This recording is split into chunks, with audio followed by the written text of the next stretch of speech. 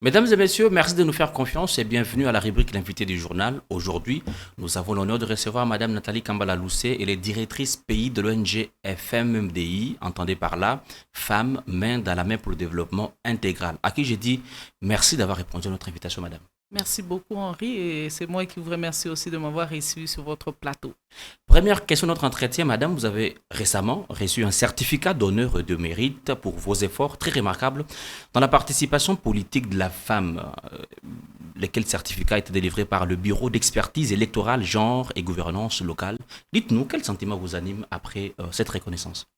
Vraiment, c'est un sentiment de joie et vraiment d'enthousiasme de voir cette reconnaissance venant du niveau national ainsi qu'international, de voir que nous nous sommes vraiment battus corps et âme pour pousser les femmes à accroître leur participation à la vie politique de façon démocratique, bien sûr.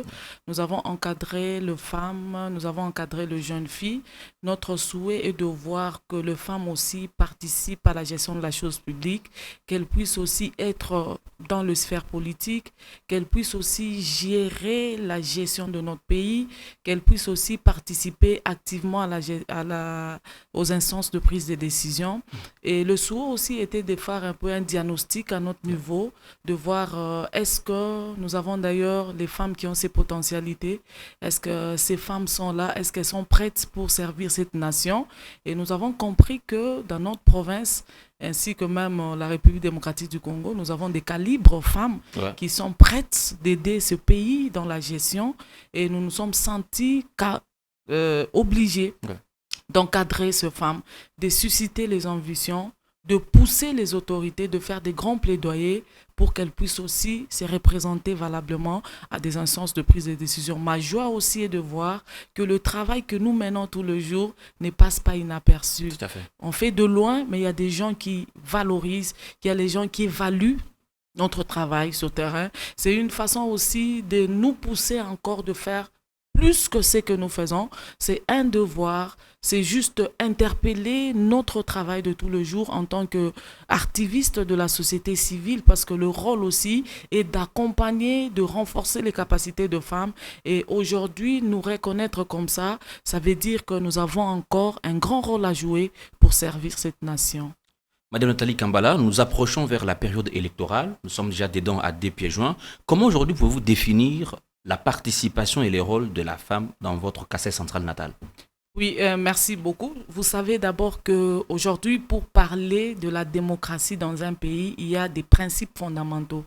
Et parmi ces principes fondamentaux, il y a la bonne gouvernance. Et pour qu'il y ait bonne gouvernance, il faut qu'il y ait participation égalitaire des hommes et de femmes à des instances de prise de décision. Il faut qu'il y ait une gestion collégiale des affaires publiques. Mais malheureusement, dans notre pays, on sent que la femme est écartée de sphère politique. Au-delà de cela, notre pays a un cadre légal, un cadre juridique, un cadre institutionnel qui favorise la présence de la femme à des instances de prise de décision, qui encourage la femme à attaquer la politique, qui soutient la femme à gérer ce pays. Mais malheureusement, dans tout cela, on ne voit pas la présence de la femme. Au-delà de cela, il y a aussi les statistiques de notre pays. Si vous regardez, la République démocratique du Congo regorge une population incalculable, mais les femmes occupent 51,4%. Mais malheureusement, toutes ces femmes sont où? Dans les instances de prise de décision au niveau national, nous n'avons que 16,8%. Et au niveau provincial, dans notre province du Kasai central, il n'y a que 12,4%. Quel déséquilibre dans la gestion de la chose publique. Quand est-ce qu'on parlera de la démocratie? Quand est-ce qu'on parlera de la bonne gouvernance? Quand est-ce qu'on parlera du développement? Parce qu'il y a des équilibres dans la gestion par rapport à la présence de femmes et de hommes. Aujourd'hui, il y a un cadre légal, c'est ce que je disais, il y a de lois, de traités, des conventions, de édits, de politiques qu'on a déjà mis à la disposition des gestionnaires de ce pays pour qu'il y ait la présence de femmes pour aider la femme aussi à exercer la vie politique. Mais malheureusement, tout ce qui est voté, tout ce qui est ratifié, tout ce qui est mis à la disposition de la population, et si vous regardez bien, les grands décideurs, ce sont des hommes. Mais c'est pourquoi ces hommes-là n'arrivent pas à respecter ce qu'eux-mêmes décident pour ce pays. Ça, c'est grave. Et au-delà de cela, on se disait encore, la population qui est présente, la population qui est nombreuse. Aujourd'hui, nous sommes pendant la période électorale. Regardez comment les femmes sont derrière les leaders politiques pour aller se faire enrôler par rapport aux femmes qui vont se faire enrôler. Mais combien de femmes se sont fait enrôler à ce jour dans toutes les provinces? Regardez les statistiques de la CENI. Les femmes sont moins représentées. Elles ont moins de cartes d'électeurs par rapport aux hommes. Mais lorsque les hommes arrivent dans leur fief électoral, lorsqu'elles veulent aller se faire enrôler, elles s'accompagnent avec beaucoup de femmes, mais malheureusement... Mais maintenant, le problème est à quel niveau? Au niveau de la loi ou au niveau de la mise en œuvre de ces lois? Bon, les problèmes, il y en a beaucoup. Ce sont des problèmes qui sont un peu divers. Pour que la femme ne soit pas représentée dans la vie politique à des instances de prise de décision. C'est vrai, nous sommes dans des coins différents, mais je parle de notre province. Nous avons des pesanteurs culturels aujourd'hui qui démontrent que la femme n'a pas ce pouvoir d'exercer la politique, de par l'éducation de nos parents. On a préparé la femme plus à la reproduction, mais on a préparé l'homme pour la production. On sent que la femme est là pour produire des enfants. La femme est là pour faire le champ. La femme est là pour vendre. Elle doit enlever son énergie pour reproduire quelque chose. Mais l'homme est là pour faire des recherches. L'homme est là pour produire des produits finis. Et ça, c'est un danger permanent pour la gestion d'un pays. Au-delà de cela, nous avons aussi, sur le plan économique, le visage de la pauvreté aujourd'hui au monde. Aujourd'hui, dans notre pays, dans notre province, ça a un visage féminin. Les femmes ne sont pas rémunérées. Elles n'ont pas de l'argent. Même quel que soit le temps qu'on donne à la femme. La femme, sur le plan de la gestion de temps, la femme fait beaucoup de choses au courant de la journée qui n'est pas rémunérée par rapport à l'homme. Donc la femme n'est pas prête à faire la politique parce qu'elle n'a pas un temps matériel de le faire. On ne lui donne pas, que ce soit dans le foyer, que ce soit dans la société, mais pendant que l'homme a le temps de se préparer pour affronter la politique. Il y a aussi l'analphabétisme. Il y a beaucoup de femmes au Kasaï central, mais moins nombreuses ont étudié.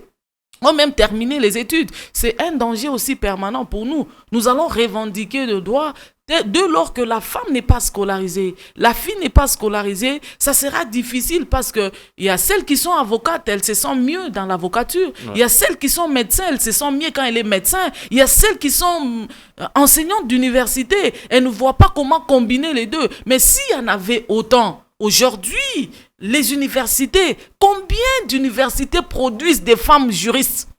Combien elles vont où? Aujourd'hui, les études qu'on a faites, 10 000 juristes par an. Et dans les 10 000, peut-être 4 000 femmes. Elles sont où? Elles font quoi? La médecine, n'en parlons pas. Ça veut dire qu'on est préparé pour le foyer. On est préparé pour préparer le ménage. Notre rôle, c'est plus le rôle ménagère que le rôle de produire dans la société. Et c'est très dangereux. Et quel est le rôle de votre structure à ces stades où vous dénoncez? Le travail. Que fait FMMDI? Nous avons fait des diagnostics pour comprendre est-ce que les femmes sont prêtes d'affronter la politique. Nous avons fait des enquêtes pour savoir pourquoi les femmes ne font pas la politique. Pourquoi dans les élections, on est plus nombreuses, mais on ne se vote pas. C'est dû à quoi? Nous avons renouvelé la cartographie de femmes qui sont des potentielles femmes politiques. Et aujourd'hui, nous sommes en train de susciter les ambitions. Nous sommes pendant une période très cruciale des élections. Et si cette période ici passe, ça sera difficile. Voilà qu'il y a des postes nominatifs difficiles qu'il y ait beaucoup de femmes. Mais les élections aujourd'hui, c'est la chance qu'on donne aux femmes. C'est vrai avec la nouvelle loi où il y a des avancées un peu avec l'article 13 sur la présence des femmes sur les listes électorales, 50-50. Moi, je suis un peu perplexe, c'est un danger aussi pour les femmes. Parce que les hommes voudront assez que les femmes soient là pour épargner leur argent. Et s'ils auront de l'argent pour ne pas payer leur concert à la CENI, c'est pour faire leur campagne et pour battre les femmes. Elles seront là pour qu'on accepte les listes sans paiement. Mais est-ce qu'on va mettre à la disposition des femmes de moyens pour faire la campagne? Voilà pourquoi nous faisons de renforcement de capacité de femmes pour leur donner des stratégies gagnantes. Comment elles peuvent se préparer aux élections? Comment elles peuvent déjà commencer à prendre des langues avec des gens? Comment elles peuvent déjà entrer en contact avec leurs électeurs naturels et les électeurs acquis? Comment elles commencer à faire toutes ces actions-là pour qu'on ne soit pas surprise. Aujourd'hui, la structure a mis à la disposition de la femme l'espace public.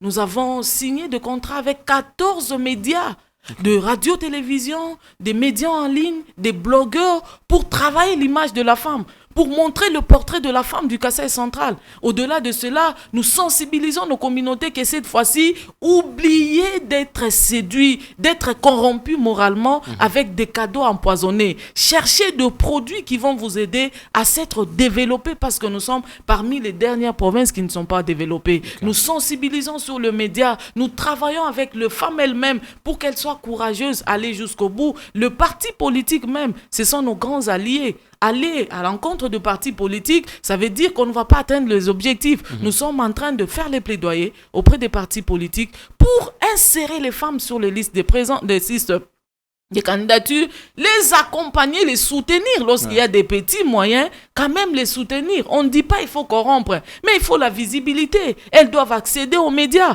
On ne saura pas prendre la charge de toutes les femmes du Kasaï central. Mais tant bien que mal, le peu qu'il y a, je pense qu'on va les distribuer, de mettre à la disposition. Nous n'allons pas donner de l'argent aux candidates pour faire la campagne. Nous n'allons pas donner de moyens financiers, mais nous mettrons à leur disposition peut-être l'accès à la presse. Nous mettrons à leur disposition peut-être leur visibilité pour les aider à s'exprimer. Parce que pour le moment, je pense que c'est le projet des sociétés. Pour le moment, c'est les discours qu'elles auront. Pour le moment, c'est les changements, la théorie des changements qu'elles voudront amener dans la communauté. C'est ainsi que nous ne voulons pas, pour ne pas regretter. Nous sommes une province malheureuse. Aujourd'hui, nous sommes au 3e gouverneur ou 2e gouverneur avec l'intérim. Ça fait dire déjà 3e. Et avec toutes ces transactions, pas d'espoir, pas un peu de doute dans la communauté. Tout le temps, la population n'est pas très à l'aise. Trop de promesses. Tout ça, ça fait un peu du mal à nous, la population. Et nous avons demandé aux hommes, ça prouve noir sur blanc que votre gestion n'est pas commode. Acceptez aussi d'associer les femmes. Vous ne perdez absolument rien et c'est la population centre-kassaïenne qui va gagner. J'espère que les hommes ont suivi ce message. Accepter, n'est-ce pas, d'accorder une meilleure chance, je dirais une chance démocratique aux femmes, espérant que le résultat sera meilleur. C'est la fin de l'invité du journal. Henri Guindou, je vous fixe rendez-vous au prochain rendez-vous de l'actualité.